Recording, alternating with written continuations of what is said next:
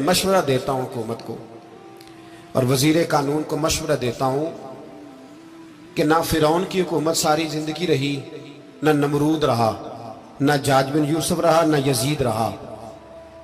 और यार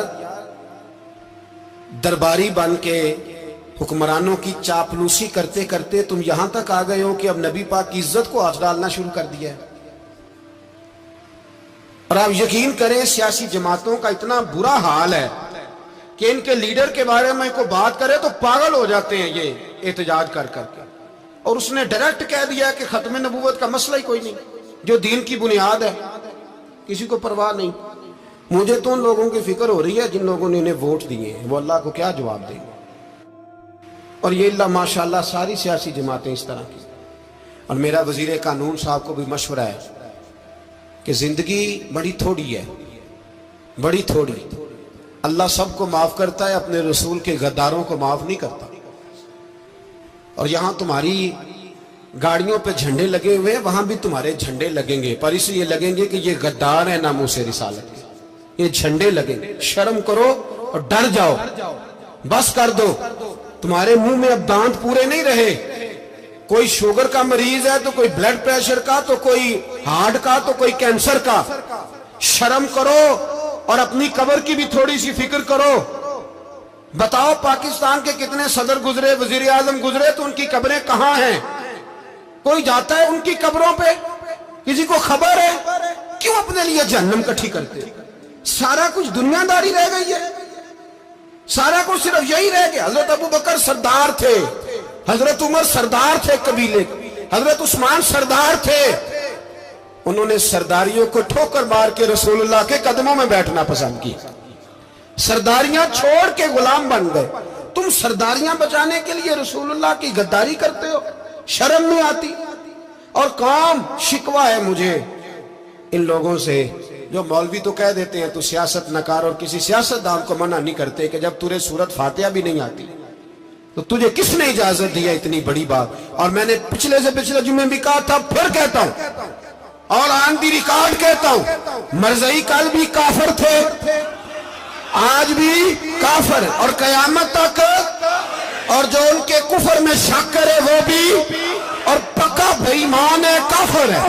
वो वजीर कानून हो या सुबाई हो या विफाकी हो, मन शक्का फी कुफर ही फकत कफर।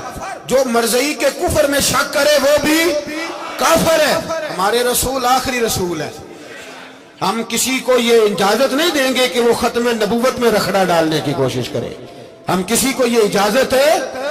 और तुमने कौम को लूटा, लूटते रहो, अब ईमान पे डाके तो ना डालो। तुम्हें दौलत लूट के पेट नहीं भरा, अब ईमान लूटना शुरू कर लिया। तुम्हारा फैक्ट्रियां लूटकर, कौमी खजाना लूटकर पेट नहीं भरा। बेईमानों, अब दीन बेचकर अपनी हुकूमतें पक्की करोगे। और वो लोग भी तैयार हो जाएं जो इन बेईमानों को मुंतखब करते हैं, उनसे भी सवाल करेगा खत्म नबूवत का मौजू क़यामत के दिन कि तुम बताओ। इनको सपोर्ट करते थे जो रसूलुल्लाह सल्लल्लाहु अलैहि वसल्लम के बाद भी किसी नबी को नबी मानना दुरुस्त जानते थे। शर्म आनी चाहिए, ख्याल होना चाहिए।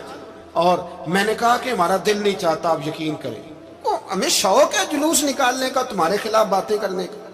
तुमने रोज थर्मामीटर निकाला होता है, चेक करते हो कि ईमान कितना है कितना नहीं है। ये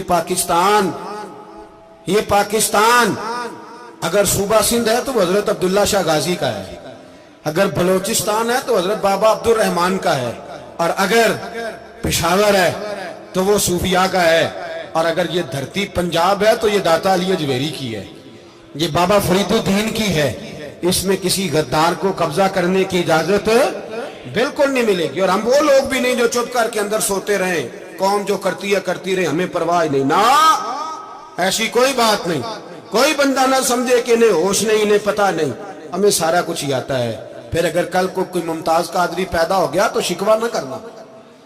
कल को कोई फिर से आमर चीमा निकल आया तो शिकायत ना करना, याद रखना।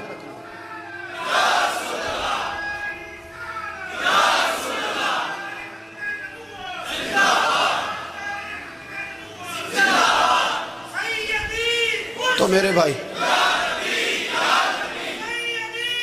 खोल के बोलो, या नबी रसूल के बोलो। صلی اللہ۔ تو یہ مشورہ ہے،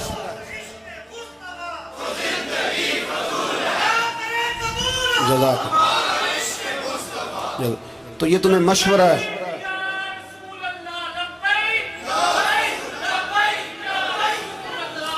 میری بات سنیں، یاد رکھیں، یہ لوگ بعد میں پچھتاتے ہیں، پھر مناظرے کراتے پھرتے ہیں، اس نے صحیح کیا کہ غلط کیا، پھر انہیں ہوش آتی ہے بعد میں، پھر ان کے ہواری نکل نکل کے میدانوں میں دلیلیں دیتے ہیں۔ اس لیے ہمارا مشورہ ہے انہیں کہ یہ اپنی حد میں رہیں، اور جو کام تمہارے ذمہ، میں نے کہا نا تم نے بڑا لوٹا، یہ قوم روز تمہیں موقع دیتی ہے لوٹنے کا، یہ موقع دیتی ہے، تو تم نے دولت لوٹ کے پیٹ نہیں بھرے، اب ایمان لوٹنے کے چکر میں آ گئے ہو۔ یاد رکھو، مسلمان گناہگار ہیں، غدار نہیں ہے۔ تمہیں دولت لوٹنے کا تو شاید موقع مل گیا ہے، پر ایمان لوٹنے کا موقع نہیں ملے گا، تو اس لیے اس کو لگام دو۔ اور ویسے بھی کتا جو پالتو ہوتا ہے نا، اس کو گھر کے اندر سنگلی سے باندھ کے رکھنا چاہیے۔ یہ تمہارے بوٹ چاٹتے ہیں، بھونکتے ہیں تمہارے حق میں، وزارتیں لیتے ہیں، ہم نے تو کوئی وزارت نہیں لی تم سے، اور نہ ہمیں شوق ہے اس لیے کہ ممبری کیا کرنی ہے جس کو ممبر رسول عطا کر دیا جائے، اس نے کیا کرنی ہے یہ ممبریاں، اس کو پکا ممبر رسول دے دیا جائے، تو اس لیے اس سے باہر آؤ۔ میں نے کہا بڑے بڑے نمرود، فرعون، قارون دفن ہے، تمہارا بھی نام تک نہیں ہوگا، بالکل نام نہیں ہوگا۔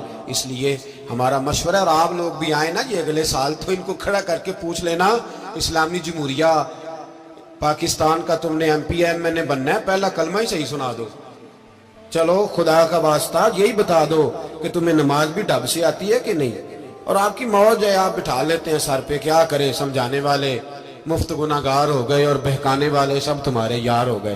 اس لیے یہ چھیڑتے ہیں جان بوجھ کے، اور پھر جب کوئی ممتاز قادری علیہ رحمہ پیدا ہوتے ہیں، پھر انہیں دشواری ہوتی ہے، پھر ان کا جینا مشکل ہو جاتا ہے، یہ موقع دیتے ہیں، پتہ نہیں کس کے ایجنڈے پہ عمل کر رہے ہیں۔ میرا سوال یہ ہے، میں نے پچھلے جمعے پھر میرا سوال ہے کہ میں پوچھتا ہوں، اس آدمی کو ضرورت کیا ہے ختم نبوت پر بات کرنے کی، جب امت مسلمہ کے متفق کا فیصلہ ہے کہ مرزائی کافر، اسمبلی نے بل پاس کر دیا کہ مرزائی، ان کو اقلیت قرار دے دیا، اور جب سے وہ اقلیت بنے، نہ ہم نے ان کی عبادت گاہ جلائی، نہ ہم نے ان کو قبروں سے نکالا، نہ ہم نے، بس ٹھیک ہے جیسے عیسائی رہتے ہیں، یہودی سے کس ملک میں رہتے ہیں وہ بھی رہے، اقلیت بن کرے، کوئی اعتراض، پر تم انہیں کھینچ کھونچ کے کیوں قریب کرتے ہو؟ تمہارا کیا جرانہ ہے ان کے ساتھ؟ بتاؤ تو صحیح۔